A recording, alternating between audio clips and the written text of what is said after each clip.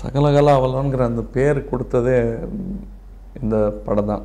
மற்றபடி எல்லாம் தெரியுமான்னா பலது தெரியலங்கிறது அந்த படம் முடிஞ்சு பல வருஷங்களுக்கு பிறகு புரிஞ்சுக்கிட்டேன். அதாவது முக்கியமாக எனக்கு அந்த சொந்த வீடுங்கிறனால நம்ம வந்து இங்கிதங்கிறதே தெரியாமல் பல விஷயங்களை நான் செஞ்சிருவேன், சொல்லிவிடுவேன். நல்லா இல்லை சார், இது இன்னும் பெரிய செட் ஆகணும் சார், முத்துராம் சார்கிட்ட போய் கோழி மூட்டிடுவேன். நல்லாவே இல்லை சார், கண்டாவே இருக்கு, பெருசாக போடணும் சார்னா சரி அதுக்கு இடம் கொடுத்தாங்க.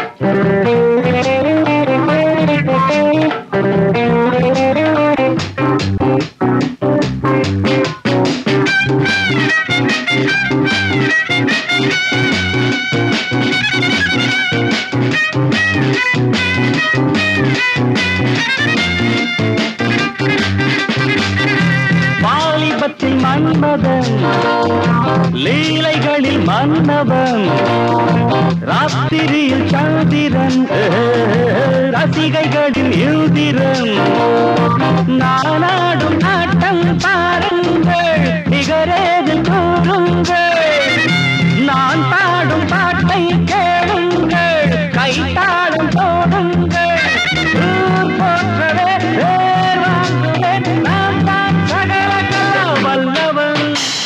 பிற்பாடு பல தயாரிப்பாளர்களை சந்தித்து அவர்களுக்கு இந்த மாதிரி சின்ன சின்ன விமர்சனங்கள் கூட தாங்க முடியாமல் அவர்கள் அதை இடையூறாக கூட நினைத்ததுக்கு காரணம் எனக்கு இங்கே கொடுக்கப்பட்ட செல்லமும் இடமும் தானோன்னு கூட எனக்கு தோணும்.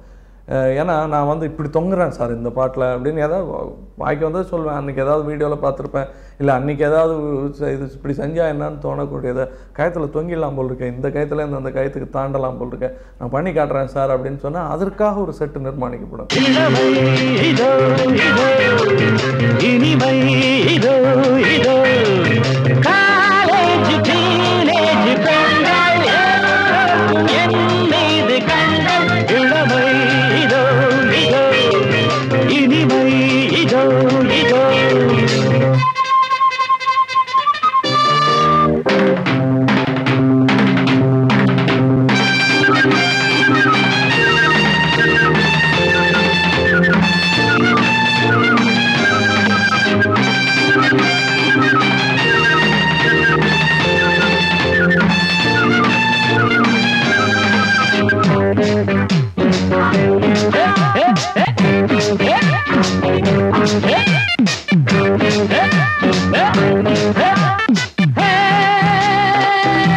ஹிந்தியிலும் பாடுவே, வெற்றி நடை போடுவே,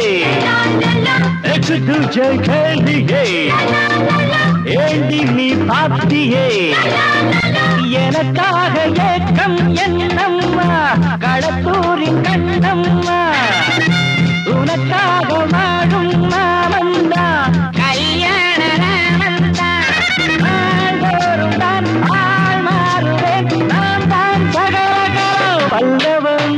அம்மாவும் நீயே, அப்பாவும் நீயே, அன்புடனே ஆதரிக்கும் தெய்வமும் நீயே, அம்மாவும்